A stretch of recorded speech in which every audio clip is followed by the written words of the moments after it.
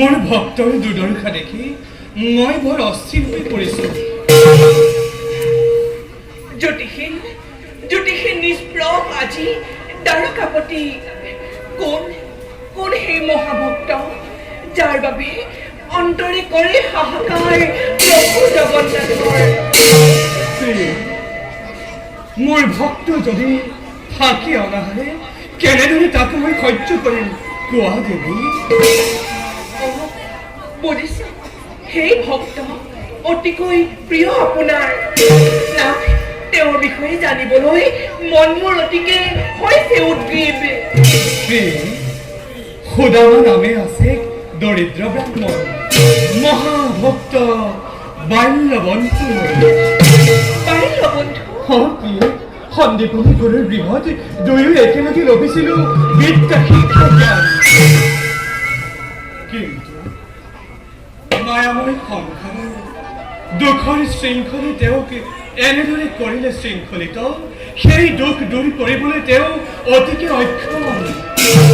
বাস কৰে ভগ্ন পজা, খুঁজি মাগি যি পায় তাৰে ক্ষুধা কৰে নিবাৰণ।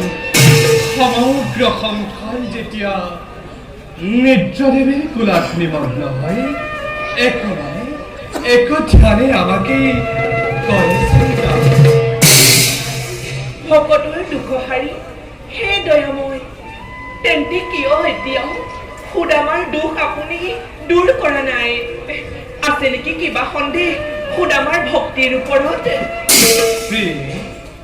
সুদামাৰ ওপৰত সন্দেহ কৰা মানে মোৰ নিজৰ ওপৰতেই সন্দেহ কৰা হ'ব।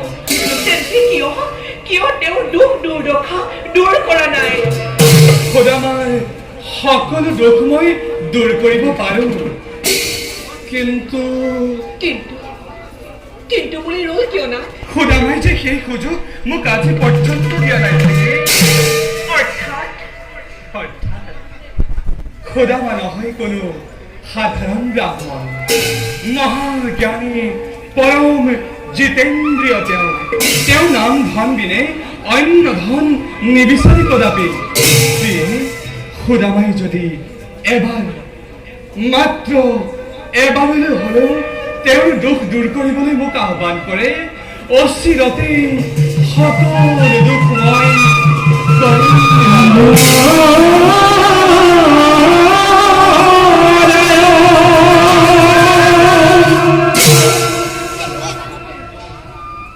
হে দয়াময় ভকতৰ দুখহাৰী প্ৰভু জনাৰ্দন, প্ৰভু এনে ভক্ত লাভ কৰিছা যেতিয়া যুগে যুগে দিনৰ মধ্যত উজ্বলাই ৰাখিব তোমাৰ এই নাম। প্ৰভু তেওঁৰ বিষয়ে জানিবলৈ আৰু তেওঁক লগ পাবলৈ বাৰে বাৰে মনবোৰ হৈছে চঞ্চল। তোমাৰ মনোবাঞ্ছা অচিৰতেই পূৰণ হ'ব, কিন্তু তাৰ আগে পৰীক্ষা কৰিম মই ভক্ত সুদামা আৰু দেখুৱাম জগতত মোৰ লীলানন্দ। লীলাময় নতুন লীলাৰ পাতনি মেলিছা যেতিয়া আমাৰ আৰু এই লীলা চাবলৈ বেছি পৰ নাই। বাৰু বলা প্ৰিয়, আমি খন্তেক কৰবে বিশ্ৰাম। ব'লক না।